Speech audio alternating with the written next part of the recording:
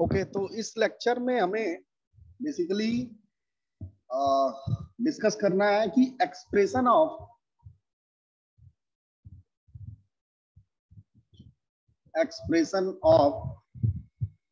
AC या dynamic resistance. पिछले lecture में मैंने बताया था इस टॉपिक के बारे में, dynamic resistance in forward bias. Okay, तो एक काम करते हैं, थोड़ा ढंग से लिखते हैं हम लोग।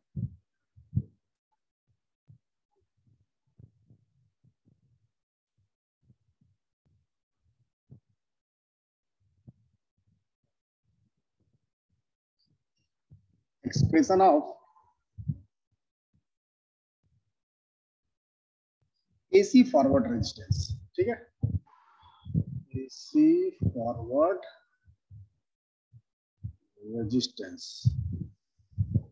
ओके, तो what do you mean by AC forward resistance? पिछले लेक्चर में मैंने बताया था कि एसी फॉरवर्ड रेजिस्टेंस मींस जब डायोड फॉरवर्ड बायस में होगा और उस पे जब हम एसी सिग्नल अप्लाई करेंगे तो उस टाइम डायोड जब रेजिस्टेंस ऑफर करेगा, that is known as AC forward resistance. And that AC forward resistance, it is also known as dynamic resistance, is calculated means RAC is calculated delta VF divided by delta IF, means forward change in forward voltage upon change in forward current. Okay, या हम इसको DVF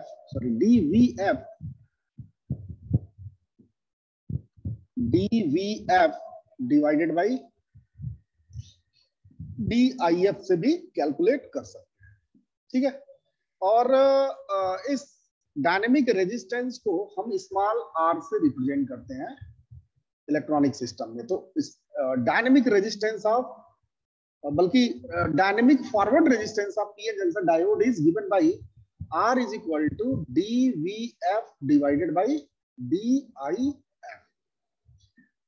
okay, तो अब हम इस expression की मदद से डिराइव करेंगे कि हमारा जो फॉरवर्ड डायनेमिक रेजिस्टेंस है पीएन जंक्शन डायोड का, उसकी वैल्यू कितनी आती है। चलिए आइए करते हैं इसको डिराइव।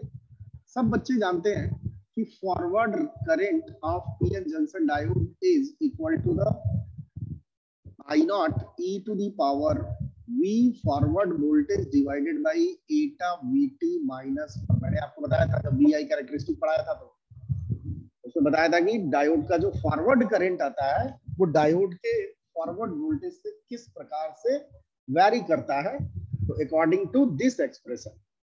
ओके, अब चूंकि हमें यहाँ पे DVF डिवाइडेड बाई DIF लाना है, DVF बाई DIF लाना है, तो या तो हम इस एक्सप्रेशन से पहले VF कैलकुलेट करें, VF का एक्सप्रेशन कैलकुलेट करें और फिर हम उसको IF के रेस्पेक्ट में डिफरेंशिएट करें। तो इससे बच्चों VF निकालना और फिर उसको डिफरेंशिएट करना विद रिस्पेक्ट टू IF थोड़ा सा टफ टास्क हो जाएगा, इसलिए हम इसको अवॉइड करेंगे और बेहतर यही होगा कि जो हमारे पास अवेलेबल है उसी के अकॉर्डिंग हम सॉल्व करें, उसी के अकॉर्डिंग हम डिराइव करें। तो एक काम करते हैं कि DVF बाई DIF निकालने की बजाय हम निकालते हैं DIF डिवाइडेड बाई DVF। ये तो आप कर सकते हो बड़े इजीली तरीके से। तो चलिए आइए करते हैं, means differentiation of IF with respect to VF। तो यहाँ बच्चों I naught reverse saturation current है, ये कांस्टेंट होता है, ये बाहर होगा। और यहाँ पे देखिए e to the power VF eta VT, तो e to the power x का differentiation e to the power x, और यहाँ x नहीं है कुछ और है तो इसको आपको x लेना पड़ेगा, फिर इसका डिफरेंशिएशन करना पड़ेगा, तो ये हो जाएगा 1 अपान एटा VT और -1 का डिफरेंशिएशन 0 हो जाएगा। तो यहां से बच्चों DIF डिवाइडेड बाई DVF की वैल्यू आ गई। इसको थोड़ा अच्छे से लिखते हैं, I not E to the power V F divided by eta V T upon eta V T. Okay, तो देखा आप लोगों ने D I F by D V F बहुत ही आसानी से हमने कैलकुलेट कर लिया। तो यहां से बच्चों D V F upon D I F जो कि डायनेमिक रेजिस्टेंस है, इसकी वैल्यू हो जाएगी eta V T divided by I not E to the power V F divided by eta V T. Okay, अब इस एक्सप्रेशन को थोड़ा सा और हम सिंप्लीफाई करते हैं। तो आप जरा इस एक्सप्रेशन को देखो और इस एक्सप्रेशन की मदद से बच्चों I not E to the power V F by eta V T की वैल्यू कैलकुलेट करो। तो उसके लिए हमें क्या करना है कि इस आई नॉट को मल्टीप्लाई करना है इस अंदर जो ब्रैकेट के अंदर एक्सप्रेशन है उससे। ये हो जाएगा I not E to the power V F eta V T minus I not, और यहां से बच्चों I not E to the power V F by eta V T की वैल्यू क्या आ जाएगी I F plus I not. भाई देखो ना यहाँ साफ साफ दिख रहा है आपको, इसको इधर कर दो, इस वाले को इधर शिफ्ट कर दो। आई बात समझ में?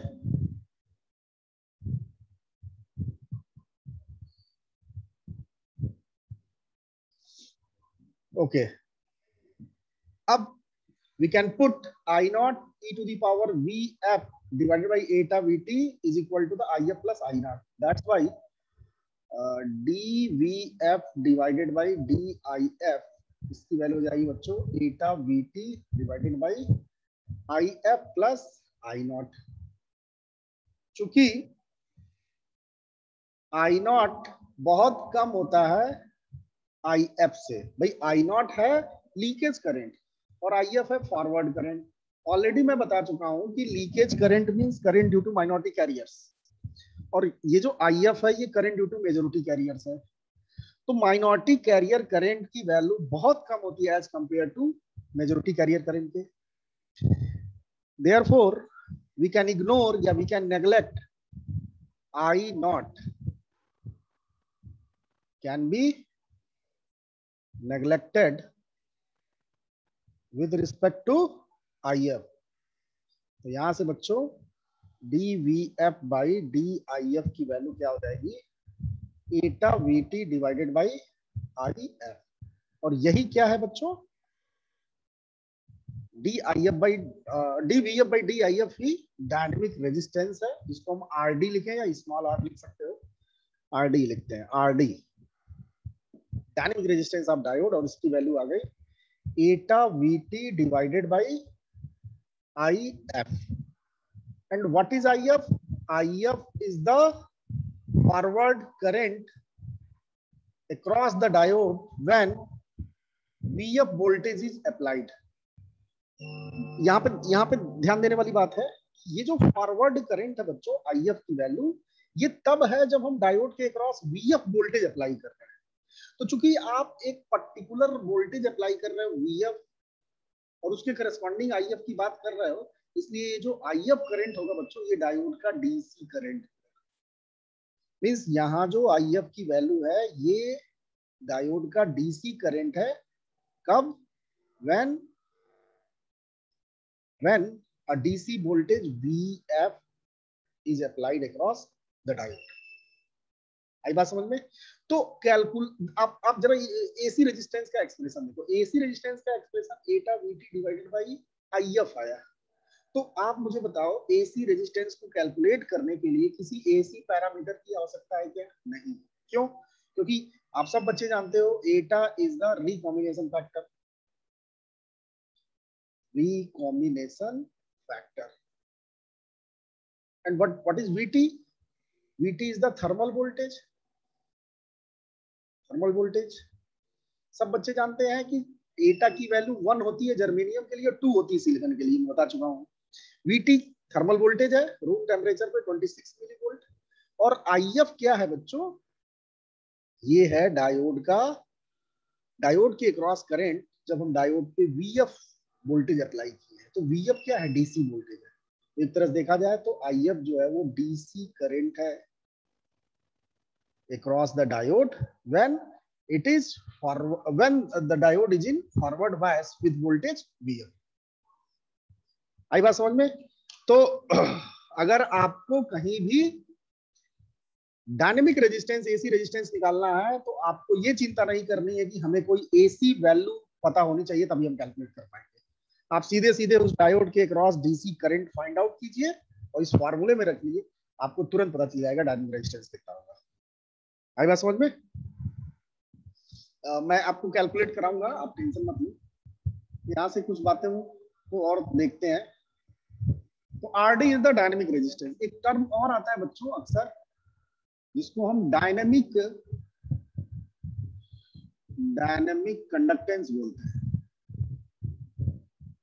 Dynamic conductance, what is dynamic conductance? It is denoted by G, and dynamic conductance is the reciprocal of dynamic resistance। देखो ना कंडक्टेंस, what is conductance?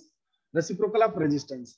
क्योंकि डायनेमिक कंडक्टेंस है इसलिए डायनेमिक रेजिस्टेंस का रेसिप्रोकल होगा। तो ये वैल्यू हो जाएगी बच्चों IF divided by eta VT। Okay, तो अगर कहीं आपसे डायनेमिक कंडक्टेंस पूछता है तो आप ये एक्सप्रेशन यूज कर सकते हो उसको कैलकुलेट करने के लिए। आई बात समझ में? ओके, अब जरा हम नोट्स में चलते हैं और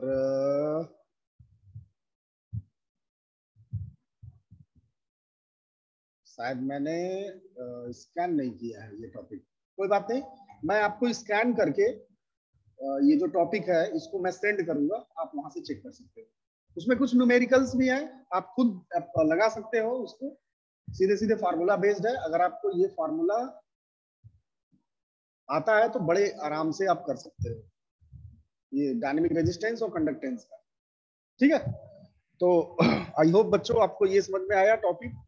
इसका डेरिवेशन आपसे ऑब्जेक्टिव में तो नहीं पूछेगा डेरिवेशन, बट हाँ इस एक्सप्रेशन पे बेस्ड आपसे न्यूमेरिकल प्रॉब्लम पूछ सकता है। तो मैंने 2 न्यूमेरिकल प्रॉब्लम सॉल्व किया है नोट्स में, आप देख लेना, डाउट होगा तो बेहिचक नेक्स्ट क्लास में पूछ लेना। ओके, तो चलिए अब अगले क्लास में हम लोग डायोड कैपेसिटेंस के बारे में पढ़ेंगे। कैसे diode, PN junction diode as a capacitor work करता है या उसमें कैपेसिटेंस कैसे फॉर्म हो जाता है और डिफरेंट केस में उस कैपेसिटेंस की वैल्यू क्या होती है और किन किन पैरामीटर्स पे वो कैपेसिटेंस डिपेंड करता है, ये हम लोग नेक्स्ट लेक्चर में देखेंगे। ठीक है।